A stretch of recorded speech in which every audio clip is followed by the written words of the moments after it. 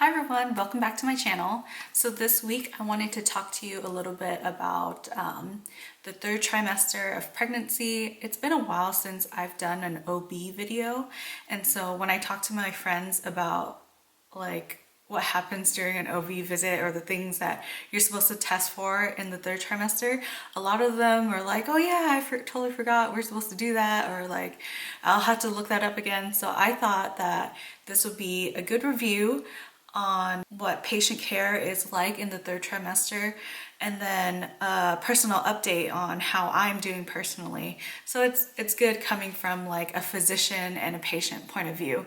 So let me just start out by saying thank you all of you guys for all your support on my latest video about depression. I've been feeling really sad lately, and you guys really did warm up my heart, and you made me feel so special, and it feels great to know that you have a community that you can talk to and that supports you. So I really appreciate that, and I'm sure that, and I think everyone else who shared their story, I know it helped many other people out there who feel like they're going through this alone. So thank you for that. So during this third trimester is when your body is changing the most. During my last OB visit, the doctor told me that baby is probably around 5 pounds now, and that he'll probably be gaining half a pound a week from here on out until delivery. And so your tummy and your body is like stretching really fast, and I'm getting stretch marks that are more noticeable now. So this is what the belly looks like now. I don't know if you guys can tell how much bigger it is, but yeah. So I'm getting stretch marks like this way here, but that's about it.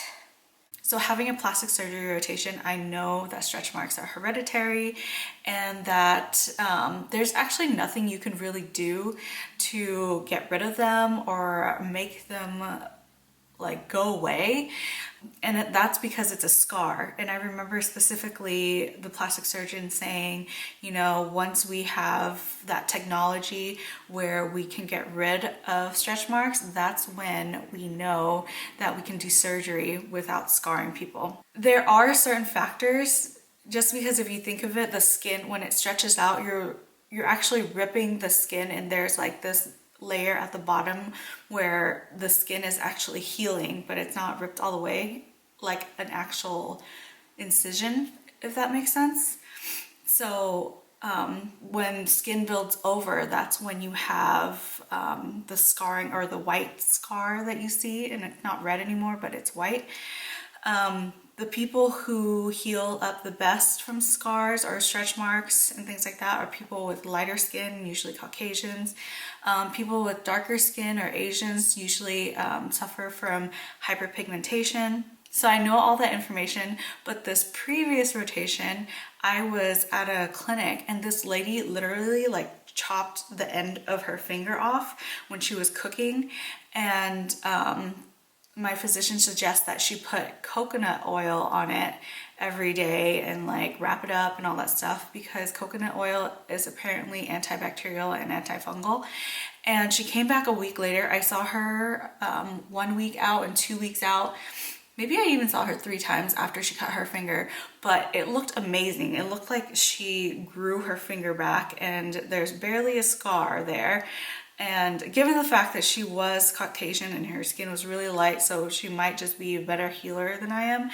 But I've been lathering coconut oil like after the shower. It really helps with the itching. So yeah, so I've been putting this, like, I did a video on like I made face mask, and then I just had this left over, so I'm just like, oh, why not? So I ended up using it, and it feels good because it doesn't feel like there's a thick layer on your skin.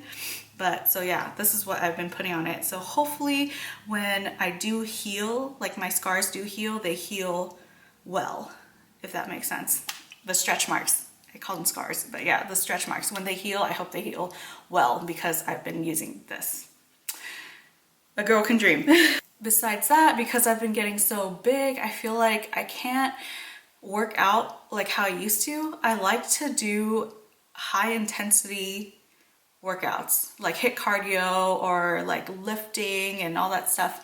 And I just don't feel like I can do that anymore. And working out has gotten really boring because all I can do is walk or go hiking. I love hiking, but like just walking outside it's gotten so boring. So it makes me sad.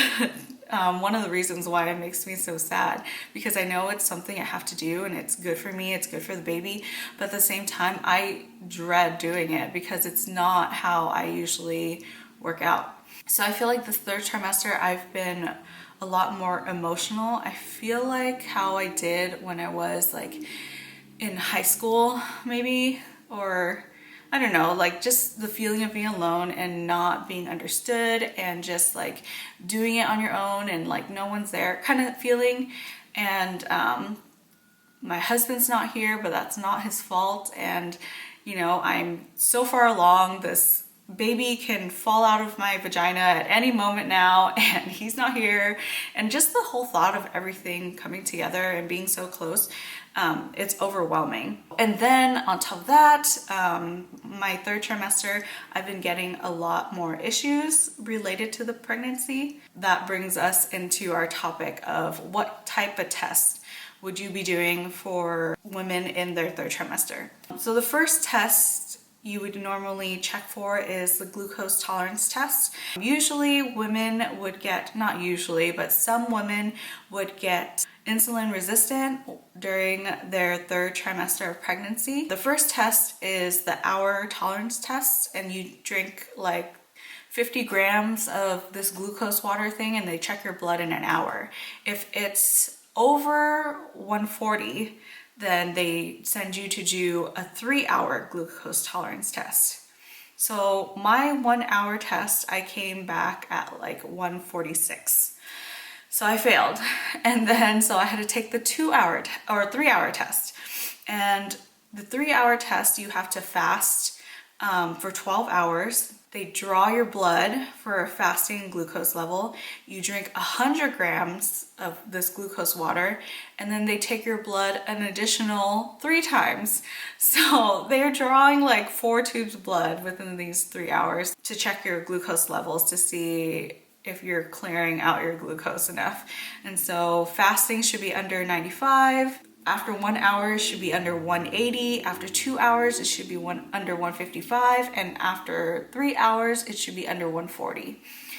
And I failed that one too, but barely. Like my fasting was 77. My 1 hour was 181.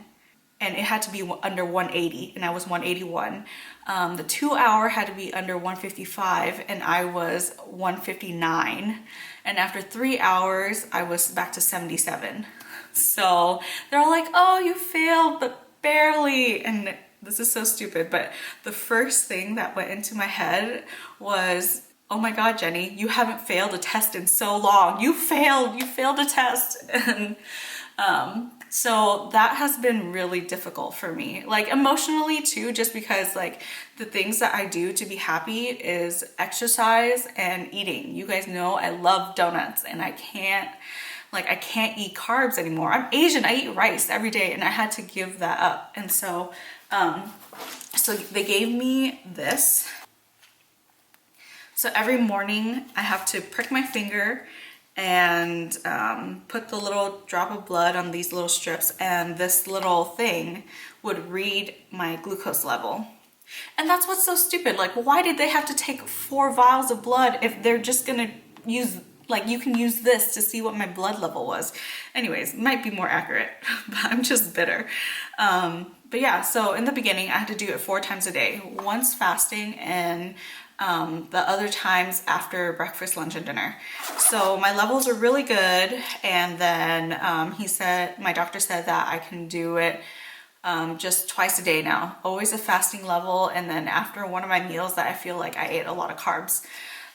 So it's been really good. Besides this one time I decided to eat zucchini bread. Like, I only ate 2 pieces of zucchini bread, and my blood sugar shot up like crazy. So I feel like that emotionally has played a toll on me too. But I know like this is what's best for the baby, so sticking it out. And I was thinking maybe next time, in my next video, I can do what I ate in a day, and I can check my glucose every single time for you guys to see. And I don't know, I thought that would be pretty interesting. Let me know what you think.